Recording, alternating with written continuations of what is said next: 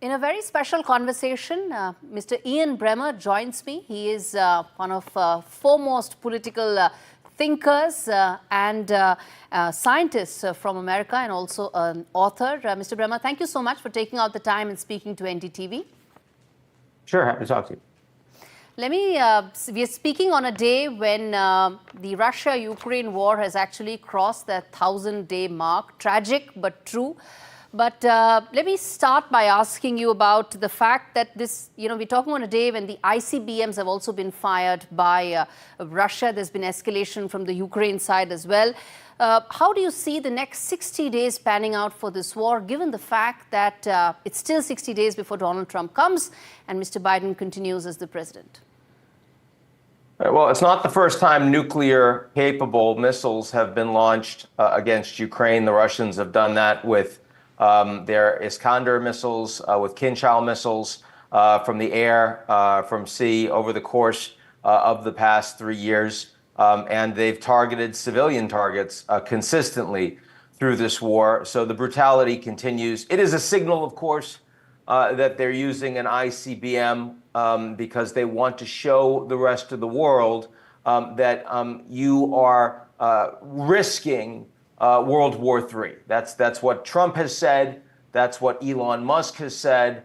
And Putin now sees, with 2 months before Trump comes into power, into office in the United States, that what he is doing is playing into Trump's hands politically. He's doing that for the United States. He's also doing that for the Europeans. He wants the Europeans to split up. He wants more Europeans to support Trump, support the end of the war, recognize that they're taking unacceptable risks by continuing to support Ukraine. So this is all performative, and it is meant to demonstrate that Putin has the upper hand here. He's not worried about risk escalation. That's really what we're seeing. Do you think the world is inching closer to World War III right now after firing the ICBMs?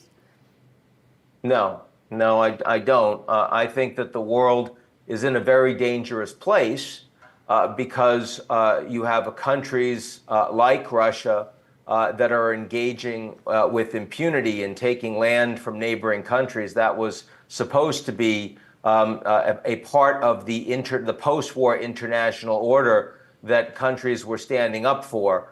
And most countries around the world condemned the Russians in the General Assembly, including India, including China.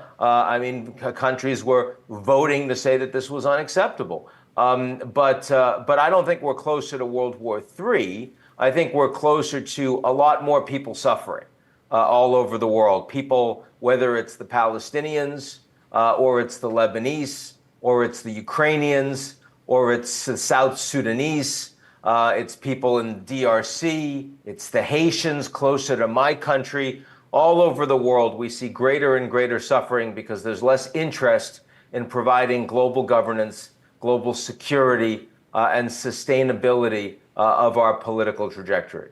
As things stand right now, Mr. Bremmer, do you think there's any possibility of any peace or settlement negotiations to take place now, or will all of that have to wait till Donald Trump comes to power? Oh, it will wait, but it's 2 months. I mean, you said it's been 1,000 days, so that's almost 3 years. Yes. 2 more months of fighting. It's going to be dangerous. It's going to be bloody. It's likely to escalate. But the intention, all of this is with the intention that there will be a ceasefire once Trump becomes president. And the question is, how much will that ceasefire, will the terms of the ceasefire benefit the Russians? Now, right now, the Ukrainians are holding some Russian territory in Kursk.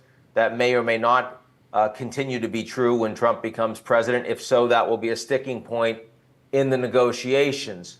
There will be a question about ongoing security for Ukraine. Ukraine wants to join NATO. NATO countries have been committed that is still on offer at some undefined point in the future. I suspect Trump would be very willing to give that away. If there's no NATO, what kind of security guarantees would the Ukrainians have that would ensure that after a ceasefire and the Russians rebuild, that they don't go and take more Ukrainian territory at some point in the future? So there's a lot of details that matter a lot here in terms of what this ceasefire agreement will look like. But certainly before Trump comes into office, the likelihood of a ceasefire is close to zero.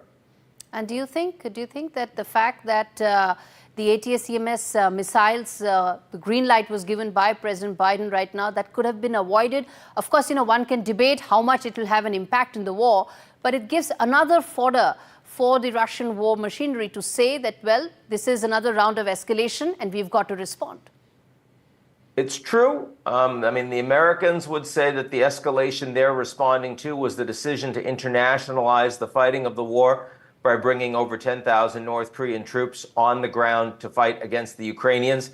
If the Russians can bring in the North Koreans, why wouldn't the Americans bring in Poland, the Baltic states, the Nordics? Those countries have said that under a NATO umbrella, they're willing to send troops to fight for Ukraine against the Russians. That would have been a much larger step of escalation and something the Americans have threatened they would do if these North Koreans were fighting on the ground in Ukraine. They've only been fighting so far in Kursk. Interestingly, the permissioning for the ATACMS launches against Russian territory has only been in Kursk. So I might argue that actually the Americans look pretty weak here. They've been very reluctant to escalate. When they escalate, they do it only in a very narrow way that doesn't have a strategic impact on the war, and it's very clearly communicated to the Russians.